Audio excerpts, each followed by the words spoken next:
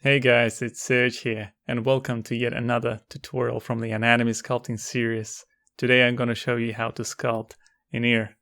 As always, please like and subscribe to my channel. I will leave the link to my Gumroad page where you'll be able to download this video as well as the OBJ to the model for your own convenience. Other than that, let's jump right into it. Oh, there's a time lapse on the background.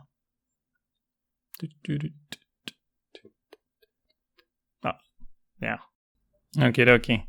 So as you can see, I continue to use a cube as my starting point, and I just selected a little circle in it, inverted it, and pushing out the ear. So this is my way of sort of cheating. Instead of, carving the whole ear out, I just started with a small circle, pushed it out, and scaled it up. And you can kind of get the ear for free. Now, what I'm doing now is just adding the natural rotation to the ear. So if you look from on the right-hand side reference, the side profile, the ear is tilted back. And generally, if you look from the front view, then the upper part of the ear is further away from the head, whereas the earlobe is the closest part to the head.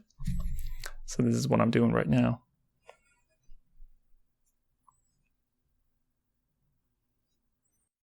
Now, just the next step is usually, since I'm using Sculpt Pro mode, I just smooth the geometry out and decimating at the same time.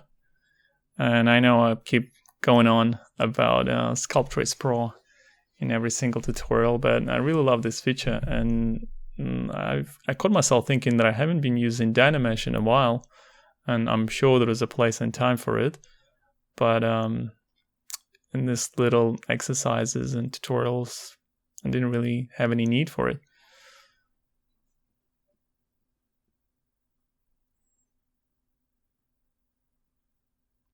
So I'm just pulling out the upper part of the ear because the groove was a little bit too deep.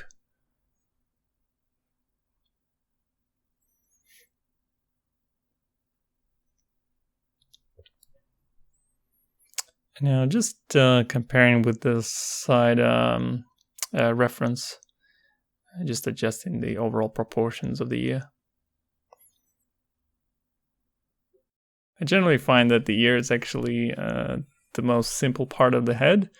It's just a bunch of cartilages and, a bit of fat and skin over it. You can literally put a reference behind your model and trace around it. This is actually, I'll be doing later in this tutorial to make sure that my proportions are correct.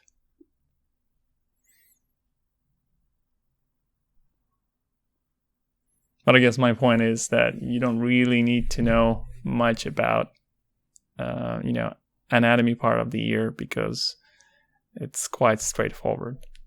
It looks a little bit intimidating, but once you do it a few times and you know what you're doing, it'll become quite simple.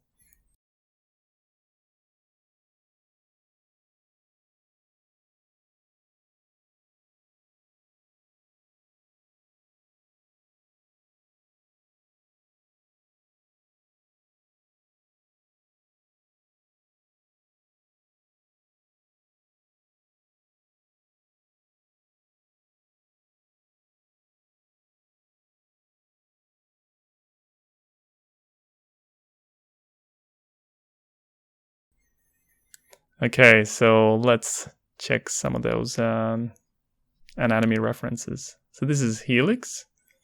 It actually is like a number 9 or a question mark, some people say. And this is its brother antihelix, and it's like a letter Y.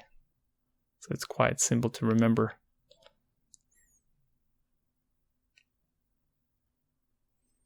Next thing, we've got the node, which is tragus, and just opposite it is its brother antitragus.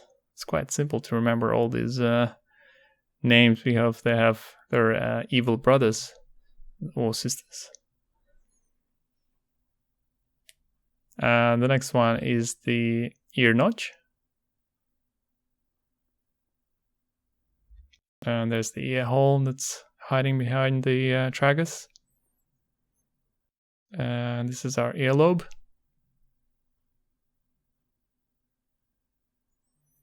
And what you'll find me sculpting behind the ear is the concha, which is what's connecting the ear to the head.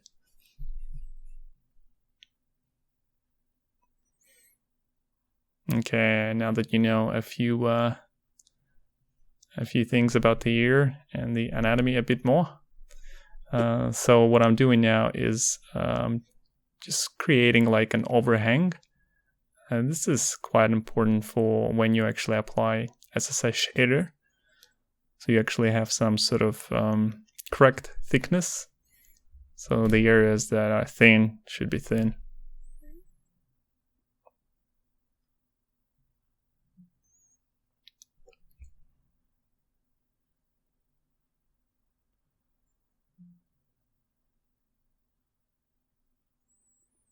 So since I'm around this area, I decided to do tragus, the ear notch, and a little bit anti-tragus.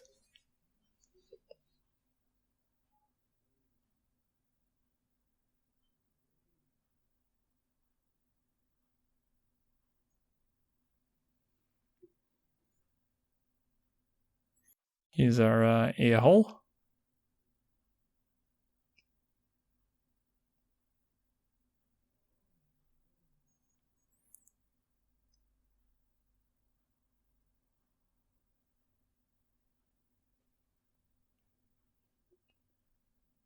As you can see, like whenever you start the model, it always looks kind of bad, but you know, give it some time and it will be better.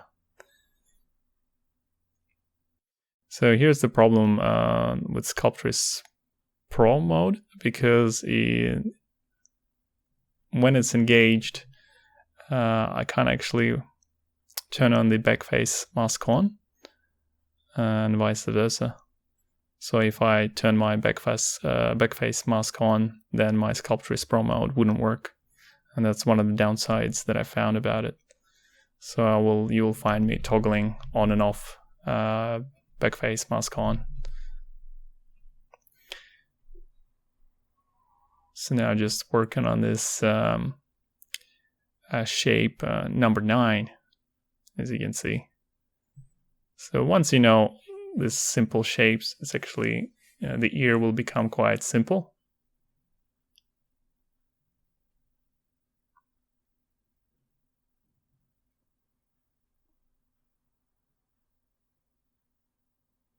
And just adding that sort of overhang again.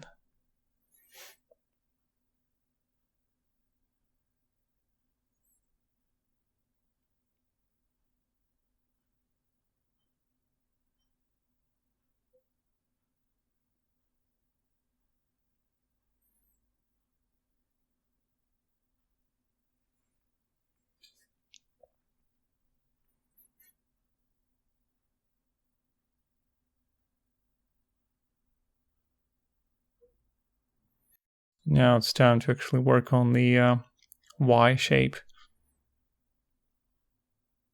So the left-hand side of the Y shape, which is anti-helix, is actually quite thin and sharp, as you can see in the reference, whereas the right-hand side of the anti-helix is quite, it has a soft transition to the rest of the ear. This is something to keep in mind.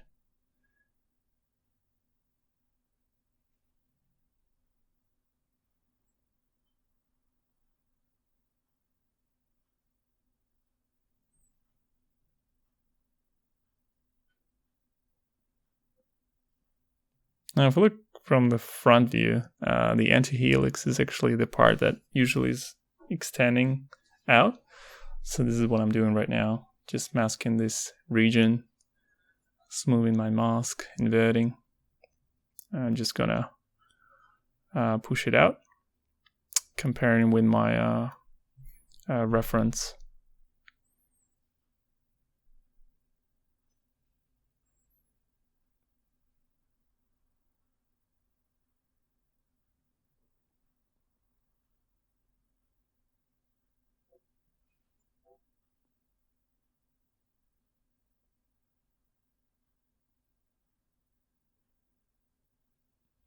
Now just smooth out the region on the right hand side from the anti-helix, because it is not as deep as the left hand side from the anti-helix, which is where the concha is.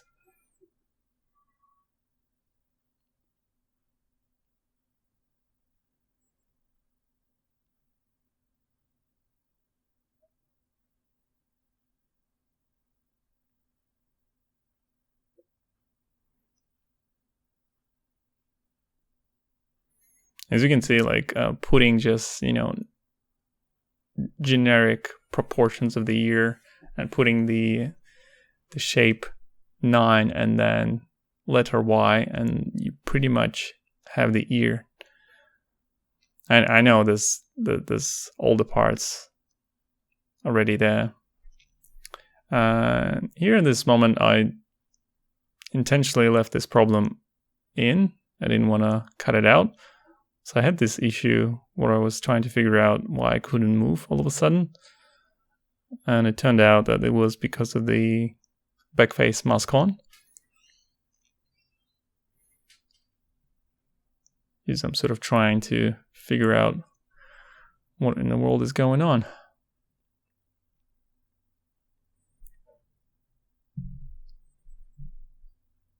The mask didn't do anything. Just trying to redynamesh the model to see if that's going to fix the problem. Doesn't do anything. Just going to switch to the move topology brush. And because this guy is working, that means that something's wrong with the brush. And there it is. Backface mask on. What a bugger. I just wanted to leave there intentionally in case somebody else runs into this problem. So now just adjusting the proportions overall.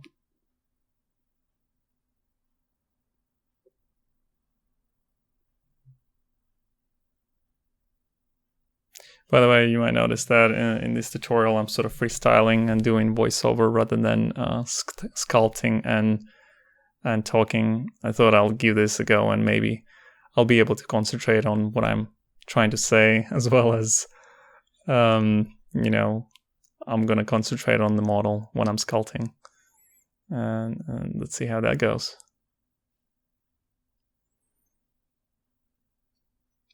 So just continue to work around and creating that overhang. So it's quite important when you think about all these things. So if you look especially from the back, and if you put your finger inside the ear and put it at the base of the head from behind and inside, you can definitely feel how far back it goes. So you want to try and make sure that that groove that I'm working right now on is actually far enough so that your SSS is actually working correctly. Because if it wasn't that far, then the ear would be quite thick in this region. And then, the SSS, you would need to probably crank up SSS so much that your maybe thin parts would blow out. It would be all out of balance. So you just have to keep these things in mind when you're working on I guess stuff that involves SSS later on. If you're not going to apply SSS and no one will ever see from the behind, don't worry about it then.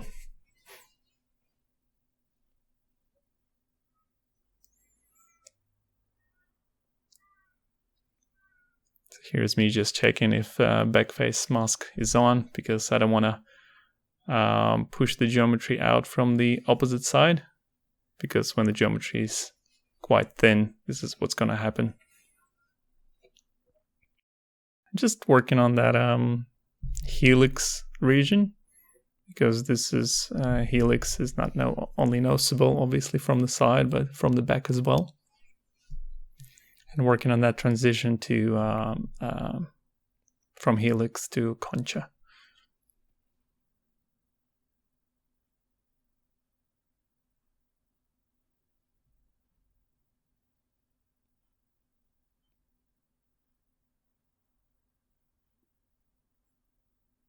give it a bit more volume.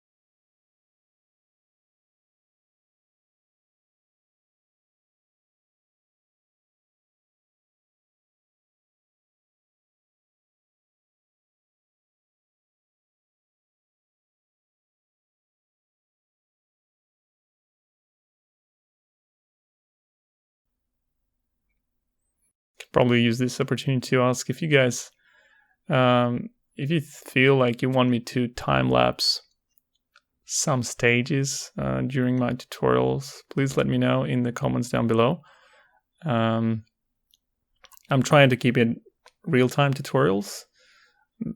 That's how long it takes me to create an ear, and maybe this is sort of an indication, and I don't want to leave out any bits. But if you feel like it's like, it's a bit boring and it's taking some time to get the, I can skip through that and leave the most important bits.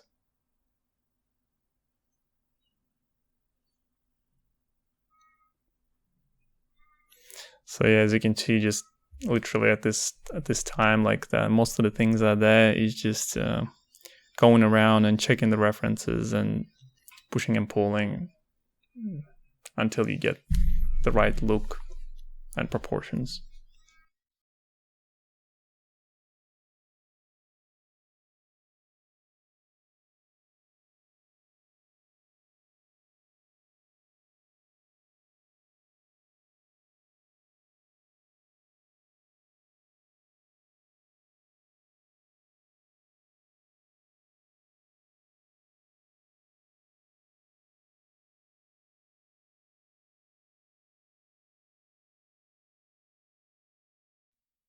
Just adding that division between the helix and antihelix.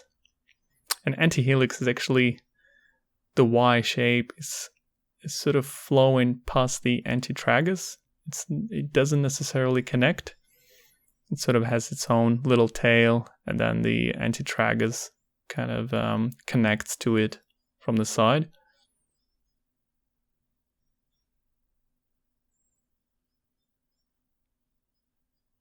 And then, yeah, we've got all these little cavities.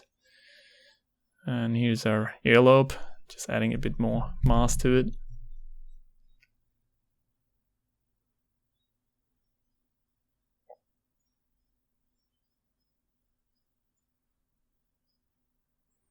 And yeah, soon I'll actually bring in the reference to compare with it.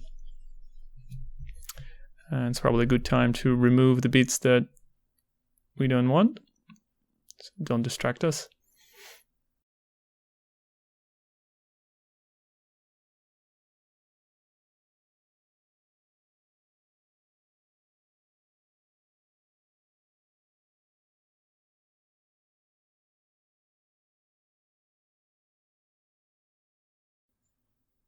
So right now is probably a good time to bring in that reference. So this guy is actually tilting his head forward, so I'm counteracting it by rotating the whole reference, sort of roughly judging that this is how it should be.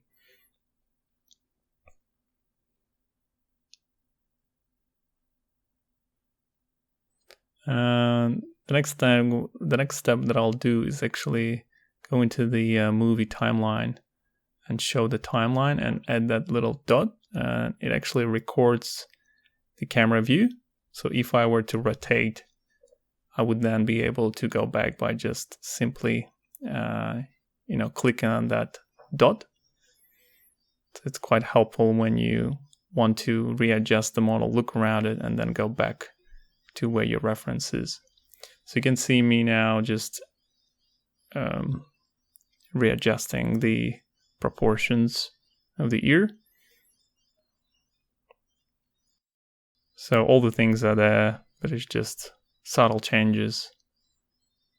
And if you want to be dead spot on, this is what you gotta do. You find the best references and just compare it to your model. And this applies to everything. If you're working on the whole face and likeness, the references are really important, as always. So now I'm just doing another check with the opacity on and off. And it's looking good.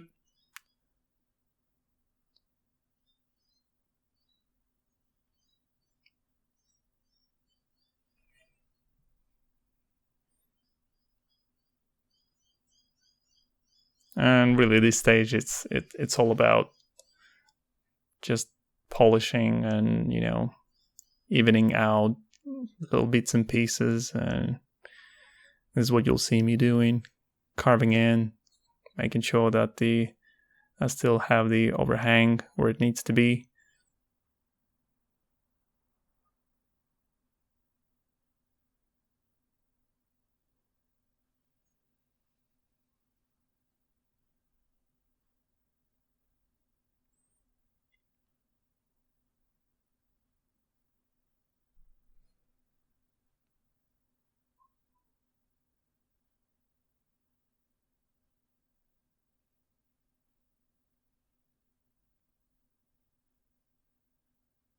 I didn't need to use that movie timeline camera reset button, but if I were let's say wanted to turn on my reference back on now, like if I were to click on that little dot, my camera would jump back. So this is just a little tip.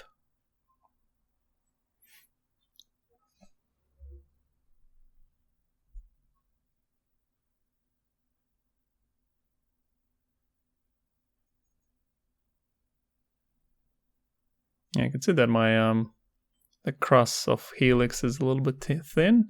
Just adding a little bit more volume there. More volume of thickness. Just again check in from the front view, making sure that it's all looking good.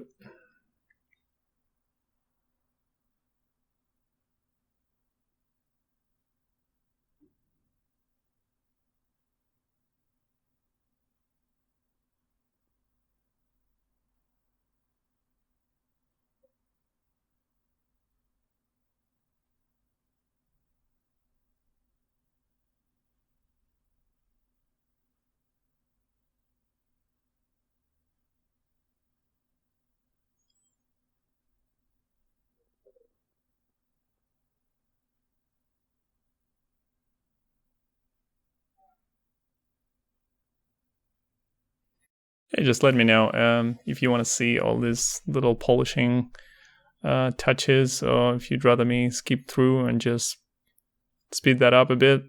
Yeah, just let me know what you guys think.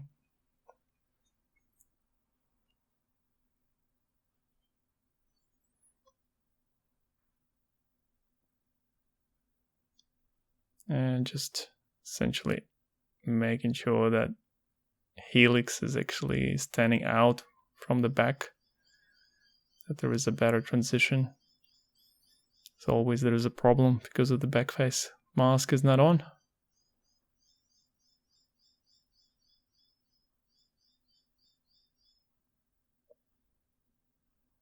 Or unless in this case I actually went through because it's quite thin in there.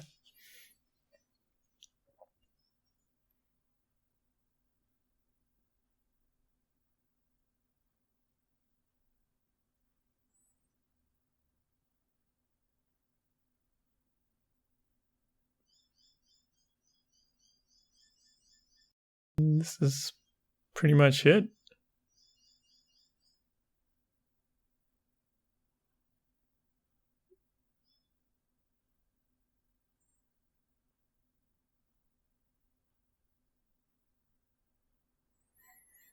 I'm pretty happy with the model, and I hope you guys enjoyed this tutorial.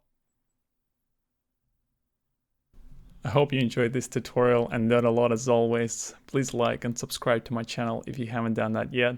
If you followed this tutorial along, I would really love to see your results through my Twitter account. I will leave all the information down in the description below, and I will see you guys in the next one. Bye bye.